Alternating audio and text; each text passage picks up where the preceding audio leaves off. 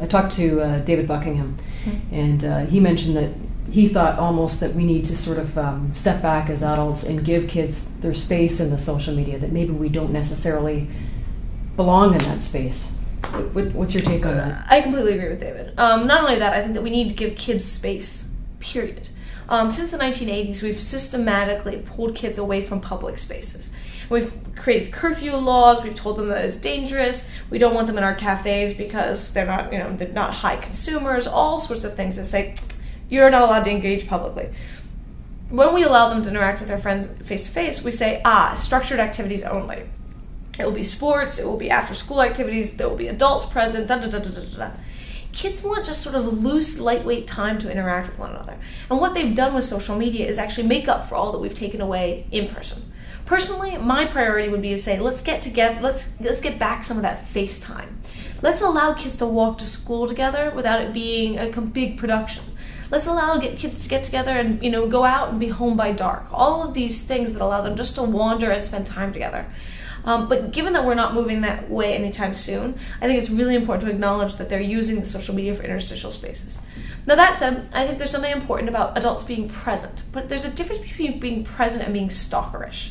So if you're an adult and you're working with kids, create a Facebook profile if Facebook's popular. Create a MySpace if MySpace is popular. Be wherever they are, but don't ask them to be your friend. But just be there, and if they reach out to you, converse with them. Right? Recognize that it's their space, but be present in a way of saying, look, I'm here if you need me. And I believe this is actually even especially true for teachers. I actually think that teachers, let's take Facebook. If your kids are on Facebook, you should have a Facebook profile that's not the Facebook profile you use to talk to your own friends from high school. It's a Facebook profile that includes you as a role as a teacher. You connect with other teachers, you connect with all your professional teachers, and you're welcome to connect to kids if kids are around.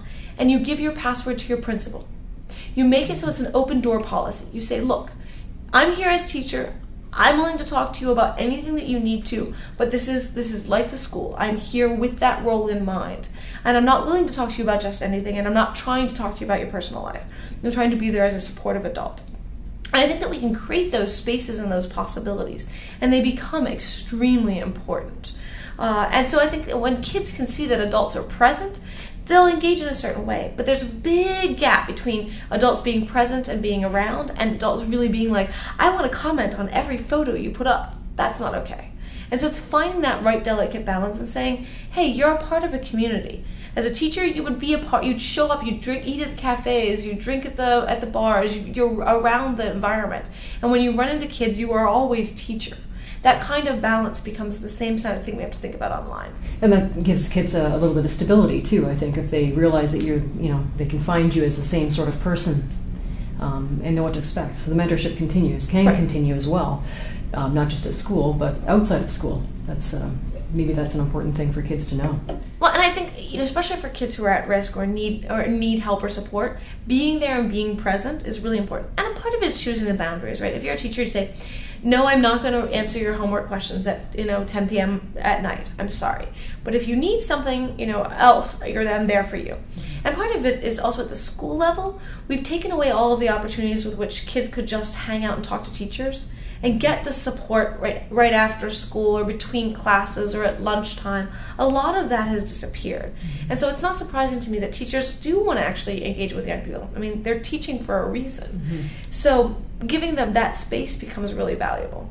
And the whole anytime, any place thing, I was talking, David Buckingham again was saying that, Ian Jukes was talking about respect and how important it is for teachers to understand that kids are learning anytime, any place, and we need to be respectful of that. Absolutely. Well, social learning is one of the most important things for young people to develop a sense of, and yet the thing that we focus least on, because we assume it will happen, right? And we, dismiss hanging out as irrelevant, totally useless. Yet all of the skills that we use as adult in professional spaces all the social skills rely on the things we learn as teenagers, right? Learning to be able to read your facial expressions. Are you understanding what I'm saying to you? Being able to negotiate power and authority. Being able to negotiate trust and communication and respect and responsibility and all of this sort of sticky social stuff. This is what we learn when we're young. We learn it often by making mistakes. I think that I trust you, I tell you something, and then you violate my trust. And then I have to go through all the processes to deal with that and decide whether I will trust you again, or if I will decide that, okay, you're not trustworthy, but you're really useful at spreading gossip. So here I'll tell you something knowing you will spread it. All of these things are social processes. And those are the social skills that we learn that become relevant to our ability to navigate our bosses, our colleagues, to work in groups, all of these things that we use as adults that are skills that are essential. That takes place during this period. And the thing is about online environments is that as adults, we have to negotiate communication online all the time. We have to navigate email to deal with our bosses. We have to navigate email to get information out, to negotiate quotes, to compromise, to all of these things. So the fact that we're learning this in a social environment is not irrelevant. It becomes very applicable to the things that we do as adults. I think what you're saying too about it, that it starts early on, and that may be what you're saying right there, enough to back the idea that kids can actually have their own space and that adults should maybe be able to trust them. Because there's a lot of, it seems to be almost a little bit of hysteria from adults. Well, and actually, this is where I think age segregation is deeply problematic. So, why I think we have to give kids their space to be friends, I don't think it's a matter of saying kids should never interact with adults. And I actually think that that's a dangerous move that we've made as a society. There are a lot of adults out there that are really trustworthy and really valuable for kids to engage with. And I actually don't think Facebook should be used in the classroom. And part of why is because you have to, by putting it in the classroom, you say that you have to be friends with everybody in the class. Mm-hmm. Not all kids want to be friends with everybody in the class. They don't all get along. The thing about Ning is that it's saying, look, this is for school purposes, and guess what? You're going to be friends with everybody in the class for this purpose. And that's fine because it doesn't run up against the social norms of their social situation. Part of it is that there are two really dominant paradigms for social engagement online. Historically, we've always focused on interest-driven participation. This is that everybody who's interested in cats can be on the Usenet group, rec.pets.cats. Or everybody who's really interested in a topic can be blogging about that topic. And people sort of circulated because they were all into anime together, they were all into Harry Potter together, and it was all around that topic. What Web 2.0 did, and what the social network sites did, is to say, hey, actually what happens when we change that? And we say it's all friendship driven. These are the people that you want to interact with, the social world around you.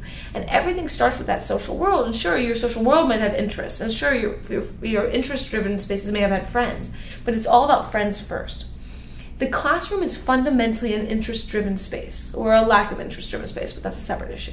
It's really around the topic. And so you need to provide the social media and the structures that allow people to negotiate around the topic. Ning allows you to do this. It says, look, we're going to all engage in this space. Here's how we're going to do it. Here's what the norm settings are. And we're not going to blur and mess with your social life as a part of it.